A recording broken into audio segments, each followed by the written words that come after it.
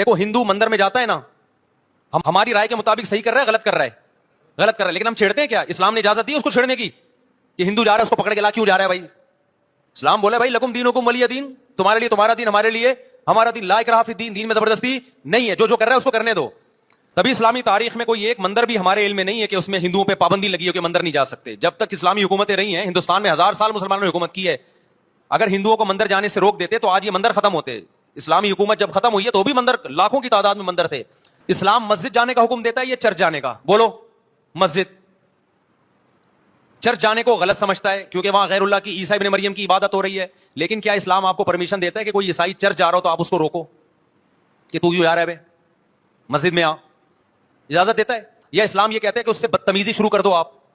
بولو کیا ہو گیا, آپ کو سبق یاد کرا رہا ہوں میں, بدتمیزی شروع کر دو. یا اسلام یہ اجازت دیتا ہے کہ اس سے اچھا سلوک نہ کرو؟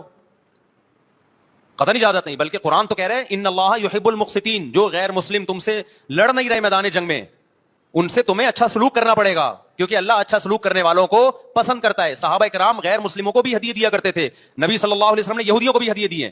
تو جو مذہب اسلام کی طرف منسوب نہیں ہے, جب ہمیں ان سے اچھے سلوک کا حکم ہے, تو جو مذہب اسلام کی طرف منسوب ہیں, قطع نظر اس سے کہ وہ اس دعوے میں سچے ہیں یا جھوٹے, یہ تو بحث ایک الگ ہے, لیکن نسبت کس کی طرف کر رہے ہیں؟ اسلام کی طرف. تو ہمیں ان سے بدتمیزی بدسلوکی کی کہاں سے اجازت ہوگی؟ تو میں نہیں کہہ رہا کہ آپ شیعہ بریلویوں سے دشمنی کرنا شروع کر دو, ان کی دعوتیں اٹینڈ نہ کرو, ان سے کاروبار چھوڑ دو, یا ان کو جا جا کے تنگ کرو, کیوں سبیل لگا کے بیٹھے ہو, کیوں ماتم کر رہے ہو, یہ کام مت کرو آپ. ہمارا ملک اس فرقواریت کا متحمل نہیں ہے, سے فساد پھیلتا ہے. لیکن اپنی پوزیشن آپ واضح کرو, ایک لکیر ہے آپ کھینچ دو. اگر کوئی شخص آپ کے سامنے صحابہ کو برا بھلا کہتا ہے, آپ بولو بھائی یہ میری باؤنڈری کیا ہو رہی ہے, کراس. میرے سامنے آپ کو ان بزرگوں کے خلاف بولنے کی اجازت نہیں ہے جن سے مجھے عقیدت ہے. اگر یہ کام آپ نے کیا تو ہماری اور آپ کی راہیں الگ الگ.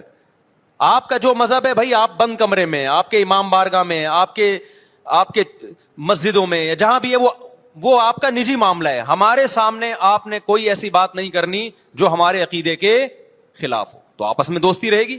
کسی بھی مسلک کے لوگوں سے ملو, کسی بھی فرقے کے لوگوں سے ملو, کوئی جھگڑا نہیں, کوئی بحث نہیں. ایک دوسرے کو کھانا بھی ہے, ایک دوسرے کو کھلانا بھی ہے, ایک دوسرے سے کھانا بھی ہے, ایک دوسرے کی دعوتوں میں بھی شرکت کرنی ہے. جہاں مذہب کا معاملہ آئے تو پھر آپ کسی سے بحث نہ خود کرو نہ کسی کو کرنے کی اجازت دو.